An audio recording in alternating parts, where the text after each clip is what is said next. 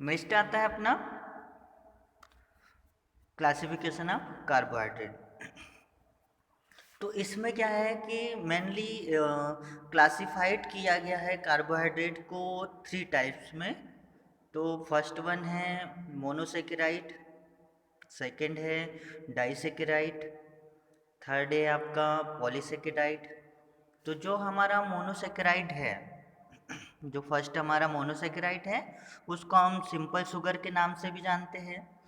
Disaccharide मतलब dual, मतलब इसमें क्या है कि मोनोसेकेराइड के 2 यूनिट आपस में अटैच होकर आपका डाइसेकेराइड बनाते हैं।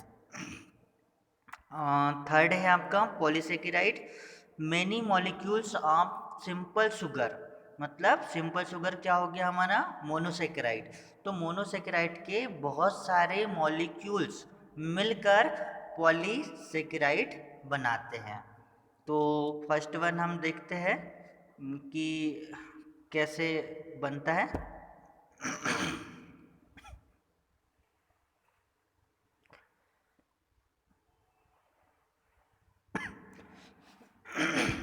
जेवाच्या बाद थोडा गला खांसी चालायला लागून जाते.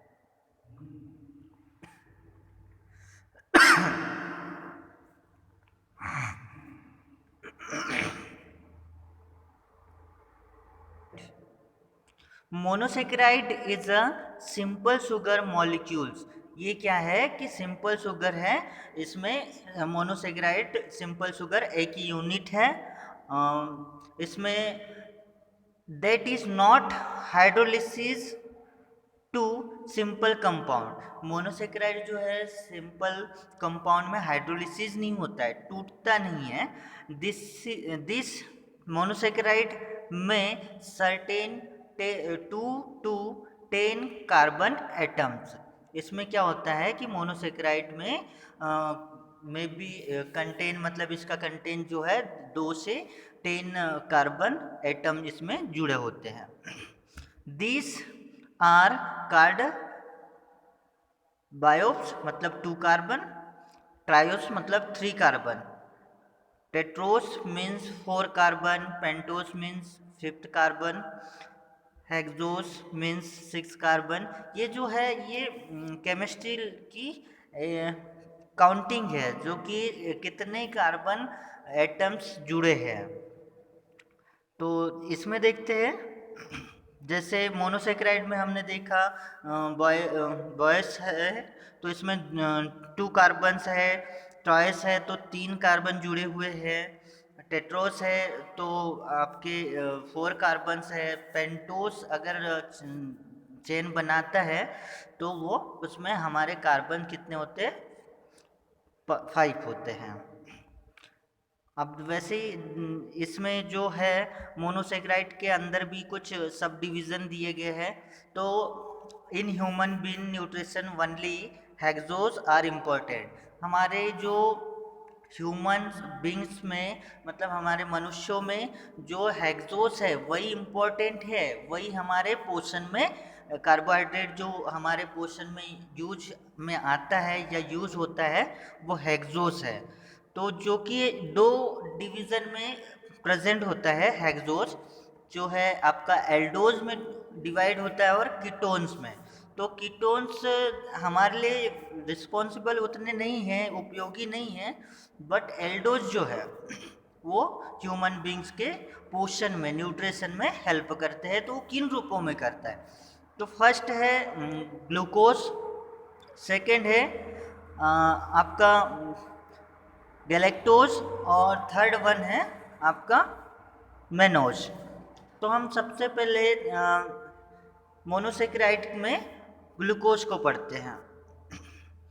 तो ग्लूकोज को पढ़ते हैं तो glucose is the also refer to a dextrose. जो है कि ग्लूकोज हमें कहाँ से मिलता है? डेक्सट्रोज से मिलता है। It is white crystally easily soluble in water. क्या है कि ये क्रिस्टल फॉर्म में होने की वजह से और वाइट होने की वजह से ये वाटर में इजिली घुल जाता है। सोल्यूबल मतलब घुल जाता है।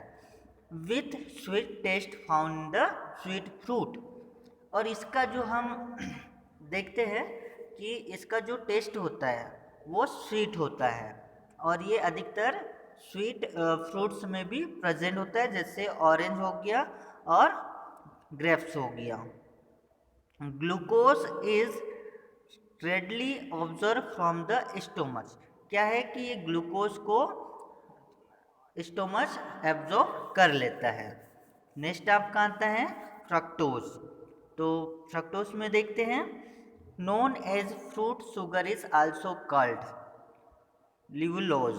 क्या है कि फ्रक्टोज में फ्रूट शुगर, जितने भी हमारे फ्रूट होते हैं उनसे मिलने वाली जो शुगर है वो फ्रक्टोज के फॉर्म में है। It is a keto sugar, जिसको हम कीटो शुगर भी कह सकते हैं। It is sweeter than glucose. अब कीटो शुगर इसलिए कहा है क्योंकि ये ग्लूकोज से भी ज़्यादा स्वीट है। फॉर एग्जाम्पल कि about half of sugar in honey is fructose, कि क्या है कि हनी में जो फ्रक्टोज की मात्रा है वो हाफ ही है, जबकि ग्लूकोज से भी ज़्यादा स्वीट है। नेक्स्ट आता है आपका galactose. Galactose really occurs as a monosaccharide in food।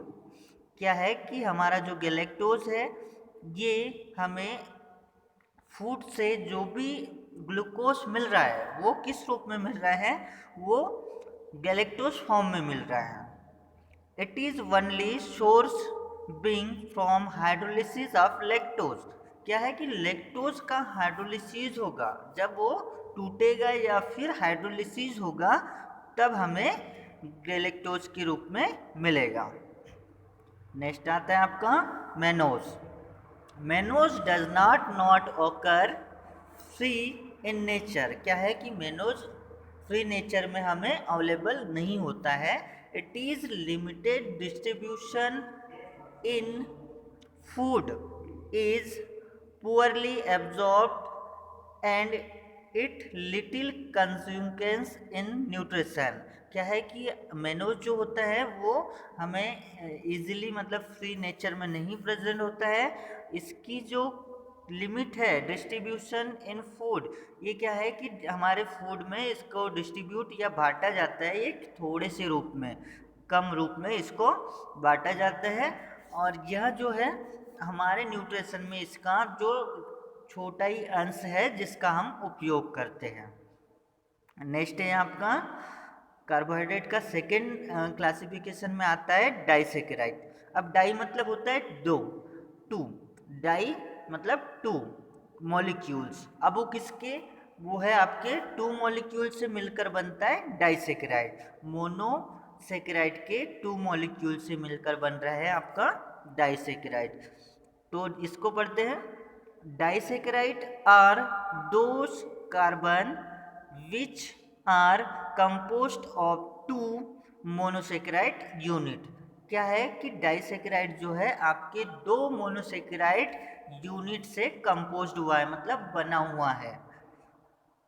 That are link together by glycosidic bond. जो आपका डाइसेकेराइड में दो मोनोसेकेराइड की यूनिट है वो ग्लाइकोसाइड बॉन्ड से आपस में जुड़ी हुई है। The disaccharide of nutrition important. जैसे डाइसेकेराइड हमारा कार्बोहाइड्रेट का ही पार्ट है, तो डाइसेकेराइड में वो कौन कौन से कंटेन है या फिर कौन से कार्बोहाइड्रेट है जो हमारे लिए इम्पोर्टेंट है। तो फर्स्ट है हमारे न्यूट्रिशन में सुक्रोज है, माल्टोज है और लैक्टोज। ये सुक्रोज, माल्टोज और लैक्टोज ये क्या है, हमें एनर्जी प्रोवाइड करते हैं। ये भी एक कार्बोहाइड्रेट के ही मॉलिक्यूल्स है। तो फर्स्ट वन देखते हैं सुक्रोज। सुक्रोज में देखेंगे it is composed of one molecule of glucose. Sucrose क्या होता है कि एक मॉलिक्यूल्स शुगर का वन मॉलिक्यूल से मिलके, मतलब ग्लूकोज के वन मॉलिक्यूल से ही मिलकर बना होता है सुक्रोज, और इसमें साथ में होता है वन मॉलिक्यूल्स ऑफ फ्रक्टोज। तो सुक्रोज आपस में मिला दिया जाए तो आपका मॉलिक्यूल्स है ग्लूकोज का 1 मॉलिक्यूल्स प्लस आपका ग्लूकोज का 1 मॉलिक्यूल्स हो गया और फ्रक्टोज का 1 मॉलिक्यूल्स जब आपस में मिलेंगे तो क्या बनता है, सुक्रोज। इसका फॉर्मूला देख लीजिए, सुक्रोज कैसे बन रहा है, सुक्रोज प्लस H2, सुक्रोज के साथ आपका वाटर के कुछ मॉलिक्यूल्स आए, सुक्रेज जो है एंजाइम है जो रिएक्शंस करके क्या बनता है आपका ग्लूकोज और फ्रक्टोज। माल्टोज देखते हैं, it is present in melt, ये क्या है, मेल्ट फॉर्म में होता है। It is formed in cellular gains during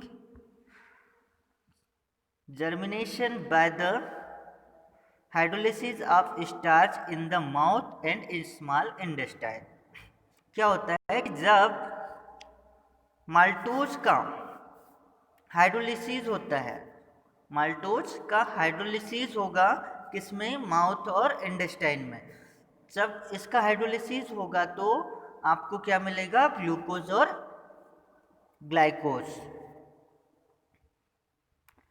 next देखते हैं lactose, it is the type of sugar present in milk. जो लैक्टोज है वो हमें मिल्क से मिलती है, मिल्क में प्रेजेंट होती है लैक्टोज शुगर, तो मिल्क से मिलती है। All animals, it is composed of 1 molecules each of glucose and galactose। इसमें क्या है कि यह एक मॉलिक्यूल्स 1 मॉलिक्यूल्स किसका, ग्लूकोज का और गैलेक्टोज का 1 मॉलिक्यूल से ये लैक्टोज बनता है। तो लैक्टोज के साथ अगर वाटर मिल जाए तो क्या होता है, लैक्टेस एंजाइम है, ये डिवाइड करता है लैक्टोज को ग्लूकोज और गैलेक्टोज में। अब ये ग्लूकोज और गैलेक्टोज हाइड्रोलिसिस फॉर्म है, ये हमको एनर्जी प्रोवाइड कर सकते हैं। थर्ड आता है आपका polysaccharide. Polysaccharide, polysaccharide are more long carbohydrate chain containing more than 10 monosaccharide। इसमें क्या है कि पॉलीसेकेराइड जो है हमारे मोनोसेकेराइड के 10 मॉलिक्यूल से भी मोर देन 10 मोनोसेकेराइड से भी अधिक मोनोसेकेराइड आपस में बाउंड होके जुड़ के एक चेन बनाते हैं जो कि बहुत बड़ी श्रृंखला होती है। और इसके जो एग्जाम्पल है स्टार्च, डेक्स्ट्रिन, ग्लाइकोजन। अब ये क्या होते हैं, तो फर्स्ट वन देखते हैं स्टार्च।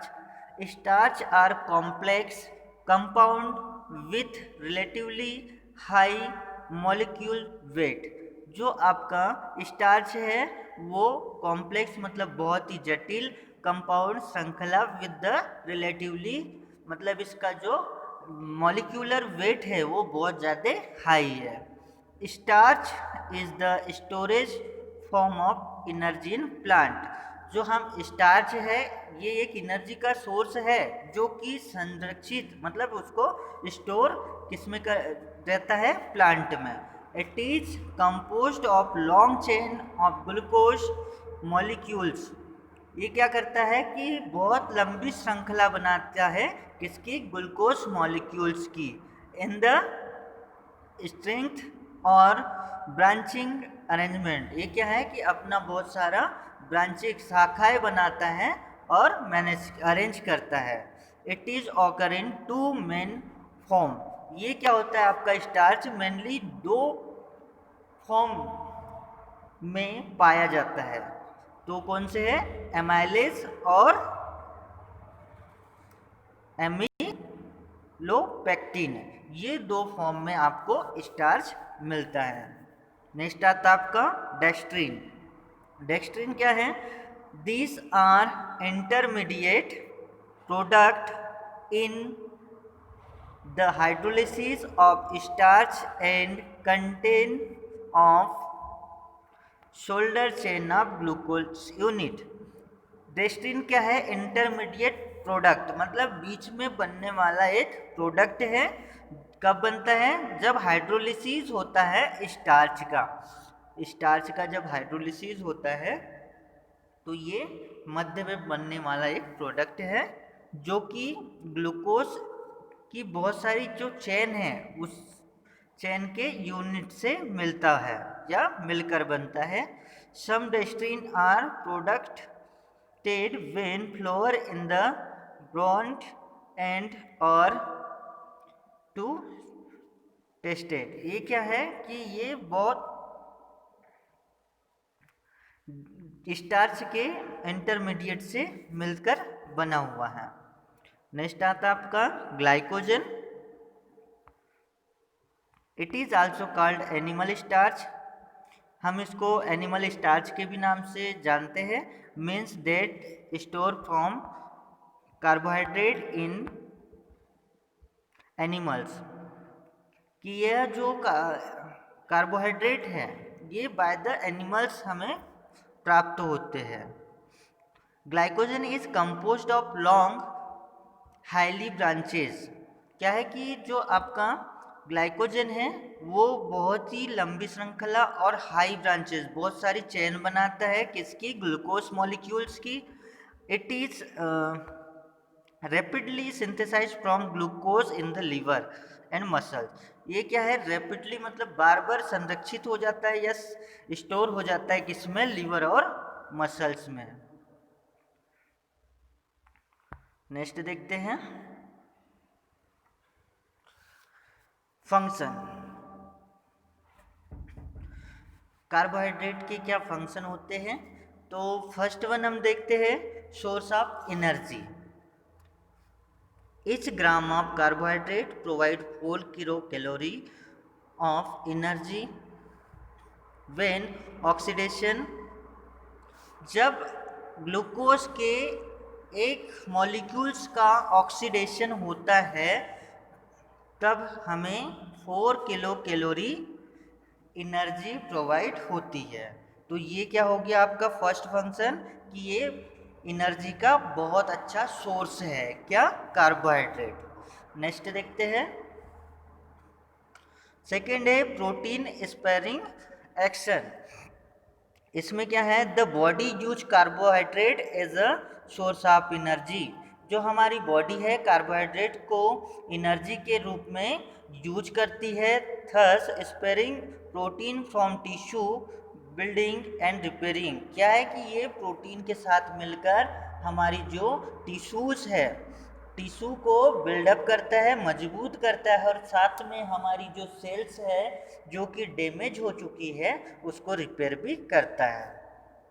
थर्ड है आपका एसेंशियल फॉर द ऑक्सीडेशन। ये कार्बोहाइड्रेट क्यों जरूरी है? तो इसके लिए carbohydrate is essential for oxidation of fat. ये इसलिए जरूरी है कि फैट का हम ऑक्सीडेशन कर सके। In absence of carbohydrate, fat cannot be oxidized by the body to LD energy। अगर हमारे बॉडी में कार्बोहाइड्रेट नहीं है तो ये फैट का ऑक्सीडेशन नहीं हो पाएगा हमारे शरीर में और हमें एनर्जी नहीं मिल पाएगी। नेक्स्ट आपका आता है रोल इन गैस्ट्रोइंटेस्टाइनल फंक्शन।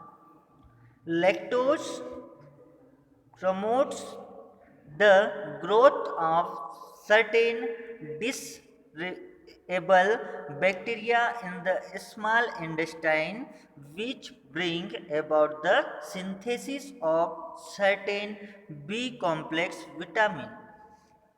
जो हमारा लैक्टोज प्रमोट करता है, ग्रोथ करता है किसका? हमारे बैक्टीरियाज का जो कि स्मॉल इंटेस्टाइन में है। और वह क्या करते हैं? बैक्टीरियाज कुछ हमारे बॉडी के लिए हेल्पफुल होते हैं जो कि हमारा बी कॉम्प्लेक्स विटामिन का अवशोषण या फिर एब्जॉर्प्शन करते हैं। नेक्स्ट है आपका synthesis of ribose from glucose. तो इसमें है द पेंटोस राइबोस। इसमें क्या है, पेंटोस मतलब 5 कार्बन ऑफ कार्बोहाइड्रेट। इसमें देखते हैं कि the pentose ribose is present in RNA. ये क्या होता है कि आरएनए में प्रेजेंट होता है। एंड इन में nucleoid it is found in the body from glucose by hexose monophosphate pathway. Hexose monophosphate pathway जिसकी वजह से ग्लूकोज का क्या होता है, हाइड्रोलिसिस होता है और हमें एनर्जी प्रोवाइड करता है। नेक्स्ट देखते हैं।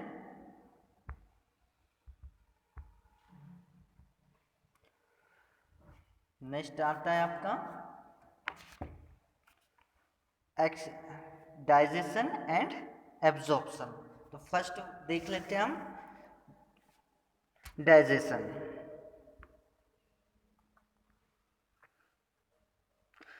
इसमें है the purpose of digestion of carbohydrate is to hydrolyze the disaccharide.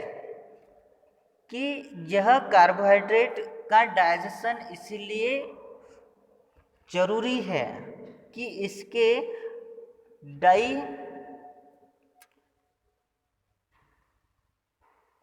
Hydroxy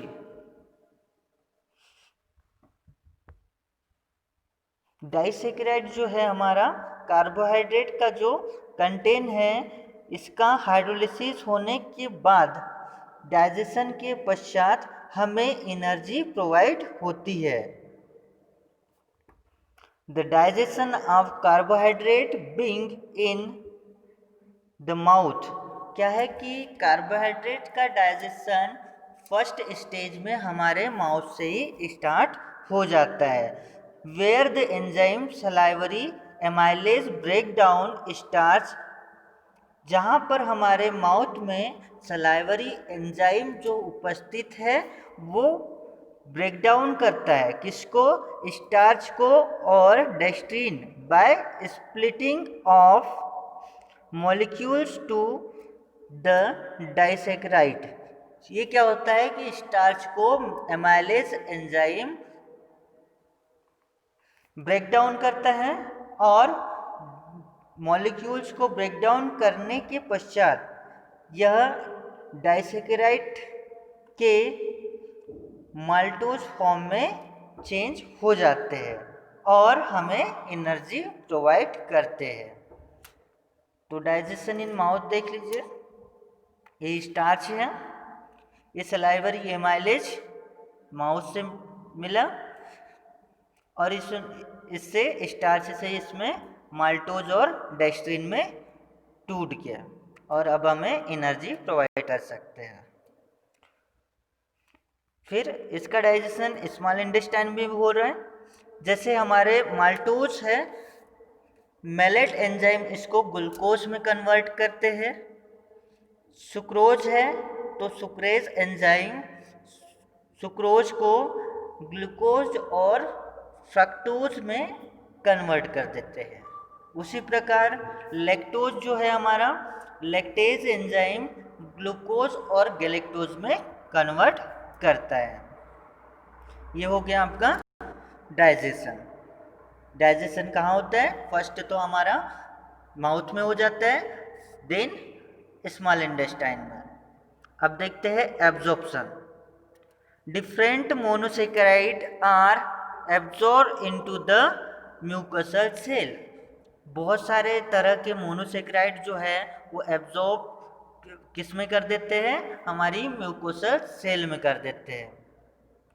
in lining the small intestine by two mechanism whereas fructose is absorb by facilitated diffusion. ये क्या है कि हमारे स्मॉल इंटेस्टाइन में दो मैकेनिज्म मतलब दो reaction होती है जहाँ पर फ्रक्टोज जो एब्जॉर्ब होता है वो किसके थ्रू होता है, फैसिलिटेटेड डिफ्यूजन के थ्रू एब्जॉर्ब होता है। Glucose and galactose are absorb by active transport, जबकि हमारा जो ग्लूकोज है और गैलेक्टोज है वो एक्टिव ट्रांसपोर्ट के थ्रू ही एब्जॉर्ब होता है। नेक्स्ट देखते हैं।